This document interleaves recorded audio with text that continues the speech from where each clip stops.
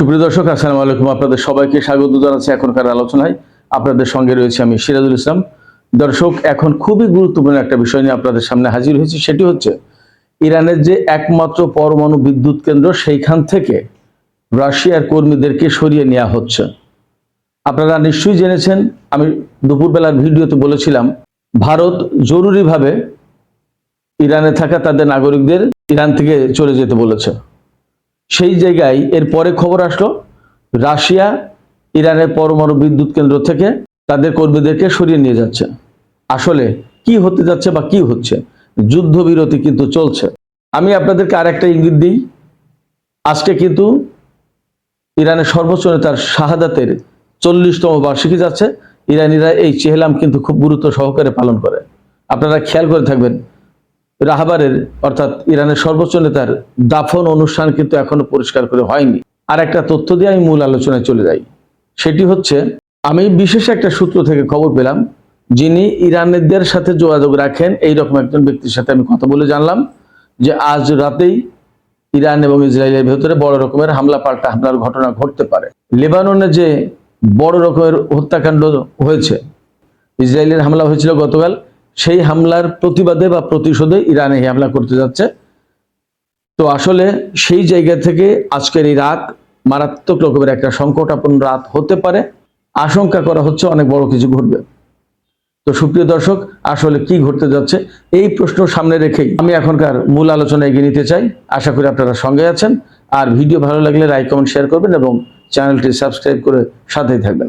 দর্শক, আমি আবারও বলছি, প্রথমেই যে কথা বলতে চাই, ইরানের একমাত্র পরমাণু বিদ্যুৎ কেন্দ্র আপনার বুশের পরমাণু বিদ্যুৎ কেন্দ্র। এই পরমাণু বিদ্যুৎ কেন্দ্র মূলত শুরু করেছিল 1979 সালে, বিপ্লবের আগে আমেরিকা, রেজা শাহের আমলে আমেরিকা এই পরমাণু বিদ্যুৎ প্রকল্পের কাজ শুরু করেছিল। কিন্তু যখন বিপ্লব হয়ে গেল তখন ইরানের পরমাণু কেন্দ্র, পরমাণু কর্মসূচি সব নাজায়েজ হয়ে গেল, হারাম হয়ে গেল, আর হালাল থাকলো না।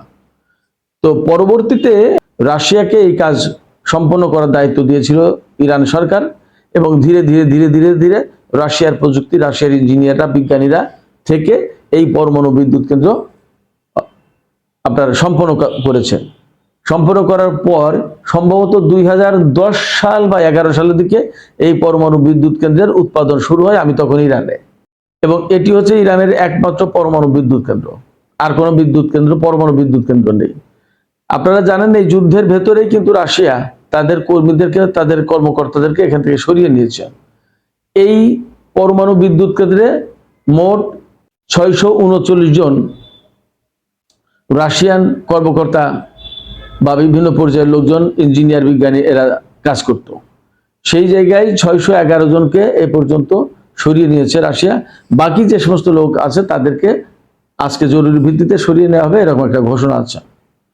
এবং রোজাটম, রাশিয়ার যে পরমাণু সংস্থা যেটা, সেটার প্রধান, রোজাটমের প্রধান অ্যালেক্সি লিখাচেভ, তিনি জানিয়েছেন যে না, কোনো মতেই আর ইরানে আমাদের পরমাণু বিজ্ঞানীদেরকে বা ইঞ্জিনিয়ারদেরকে রাখার কোনো সুযোগ নেই। যুদ্ধ বিরতির ভেতরে কেন তাদেরকে প্রত্যাহারের সিদ্ধান্ত নেওয়া হচ্ছে, এই ব্যাপারে তিনি বলেছেন যে যুদ্ধ পরিস্থিতির পরেও আমরা বিশেষ কোনো পরিবর্তন দেখছি না। যে পরিবেশ বিরাজ করছে ইরানের ভেতরে, এটাতে আমরা আশ্বস্ত হতে পারছি না। এবং আপনাদেরকে জানিয়ে রাখি, আপনারা নিশ্চয়ই খেয়াল করেছেন, এর আগে কিন্তু চারবার এই পরমাণু কেন্দ্রের আশপাশে ইসরায়েল বা আমেরিকা হামলা চালিয়েছে, এবং আশঙ্কা করা হচ্ছে যে কোনো মুহূর্তে ইসরায়েলের পক্ষ থেকে আবার হামলা হতে পারে। ইসরায়েলের সাথে কিন্তু ইরানের যুদ্ধবিরতি হয়নি। ইসরায়েল আর আমেরিকার যে যুদ্ধবিরতির প্রসঙ্গ, সেখানে কিন্তু ইসরায়েল নেই, এবং ইসরায়েল কিন্তু নেই বলে, এবং সে এই যুদ্ধবিরতি চুক্তি মানে না বলে, ইসরায়েল লেবাননে একের পর এক হামলা চালিয়ে শত শত মানুষকে হত্যা করেছে এবং আহত হয়েছে 1000-এর উপরে।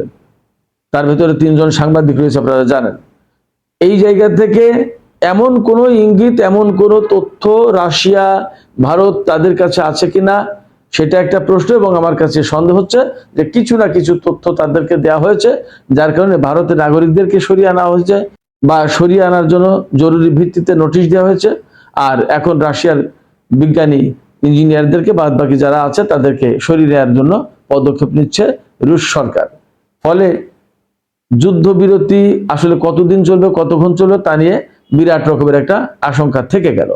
এর ভেতরে আগামীকাল শুক্রবার পাকিস্তানের রাজধানী ইসলামাবাদে আলোচনা হওয়ার কথা রয়েছে এই যুদ্ধবিরতির ব্যাপারে। অর্থাৎ ইরান যে শর্ত দিয়েছিল সেই শর্তের উপরেই কিন্তু যুদ্ধবিরতি হয়েছে, 14 দিনের যুদ্ধবিরতি, এবং এই বিরতির সময় মূলত টোটাল সলিউশন সেটেলমেন্ট হবে, একদম স্থায়ী যুদ্ধবিরতি, স্থায়ীভাবে যুদ্ধের অবসানের কথা।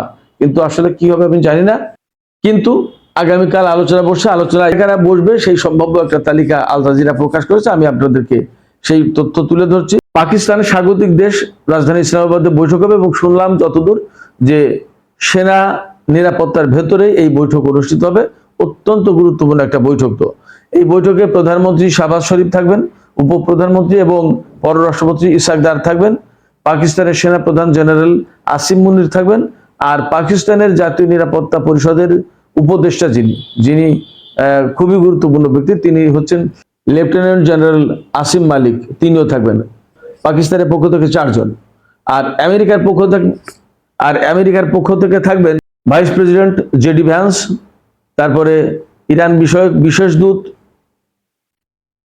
স্টিভ উইটকপ, তারপরে ডোনাল্ড ট্রাম্পের মেয়ের হাজব্যান্ড অর্থাৎ ট্রাম্পের জামাই, ট্রাম্প তো শ্বশুর, তো জারেড কুশনার, আর থাকবেন সেন্টকমের প্রধান অ্যাডমিরাল ব্র্যাড কুপার।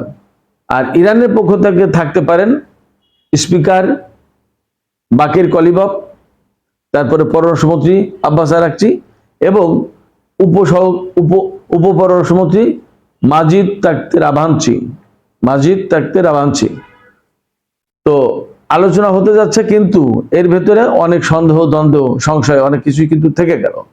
এর ভেতরে আমি আরেকটা কথা বলি, আজকে ইরানে যুদ্ধের 40তম দিন গেল এবং শাহাদাতের 40তম দিন। এই দিন অর্থাৎ যুদ্ধের প্রথম দিনেই ইরানের সর্বোচ্চ নেতা, তারপরে সেনা বাহিনীর প্রধান major general Abdur Rahim Musavi, তারপরে প্রতিরক্ষা মন্ত্রী আলী শামখানি এবং আইআরজিসির প্রধান, কিন্তু সর্বোচ্চ নেতার দাফন অনুষ্ঠান হয়নি। আমি এই বিষয়টি জিজ্ঞেস করেছিলাম একটি ইরানি সূত্রের কাছে গতকালকে। তিনি আমাকে জানিয়েছিলেন যে যুদ্ধ পরিস্থিতির ভিতরে তো এটা করা সম্ভব না, সেক্ষেত্রে হয়তো চেহলামের দিন হবে। সেই চেহলামের দিন কিন্তু আজকে গেল। তো আমি দাফন অনুষ্ঠান কিন্তু সর্বোচ্চ নেতার হয়নি। আমি তাকে জিজ্ঞেস করলাম আজকে আবার যে কি ব্যাপার, আজকেও তো হলো না। তখন তিনি বললেন যুদ্ধ পরিস্থিতি স্বাভাবিকটা। আমি বললাম তো এখন যুদ্ধ পরিস্থিতি কোথায়, এখন তো বিরতি চলছে। তাহলে তখন তিনি বললেন যুদ্ধ বিরতি চললেও কিন্তু ভেতরের অবস্থা ভালো না, যে কোনো মুহূর্তে যে কোনো কিছু ঘটনা ঘটতে পারে। বিশেষ করে লেবানন পরিস্থিতির কারণে ইরান প্রতিশোধের কথা ভাবছে। সেক্ষেত্রে এই তথ্য নিশ্চয়ই ইসরায়েল আমেরিকার কাছে আছে, এবং যদি ইরান হামলা চালায় তাহলে পাল্টা হামলা ইসরায়েল এবং আমেরিকা করবে। তার মানে দুই পক্ষের ভিতরে বড় রকমের সংঘাতের আশঙ্কা আজ রাতেই আছে। এই পরিস্থিতিতে সম্ভবত ভারত তাদের নাগরিকদেরকে ইরান থেকে ফিরে নেওয়ার কথা বলেছে, আবার রাশিয়াও তাদের পরমাণু বিজ্ঞানী এবং ইঞ্জিনিয়ারদেরকে সরিয়ে নেওয়ার কথা ভাবছে। এই পরিস্থিতিতে খুবই আশঙ্কা আছে আজকে অনেক বড় কিছু ঘটতে পারে। তো আমরা চাইবো যে এই যে যুদ্ধবিরতি চলছে, এই যুদ্ধবিরতি চলুক, আরো সংঘাত না ঘটুক। তবে যা পরিস্থিতি তাতে আসলে খুব সহজে এর সমাধান হবে আমার এমনটা মনে হয় না। যদিও আগামীকাল পাকিস্তানের রাজধানী ইসলামাবাদে দুই পক্ষের মধ্যে আলোচনা হওয়ার কথা রয়েছে, তাতে আমেরিকা এবং ইরানের কর্মকর্তারা, এখন পরিস্থিতি ইসলামাবাদে কি হয় সেটা একটা দেখার ব্যাপার, আর আজ রাতে কি হয় সেটা একটা দেখার ব্যাপার। সুপ্রিয় দর্শক, এখনকার আলোচনা এখানেই শেষ করব।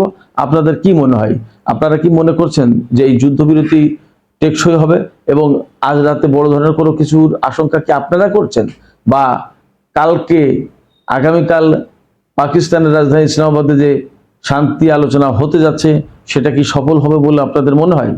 আপনাদের মতামত কমেন্টে জানাতে পারেন। আর ভিডিও ভালো লাগলে লাইক, কমেন্ট, শেয়ার করবেন এবং চ্যানেলটি সাবস্ক্রাইব করে সাথেই থাকবেন। দর্শক, আপনাদের সবাইকে অনেক অনেক ধন্যবাদ। আল্লাহ হাফেজ।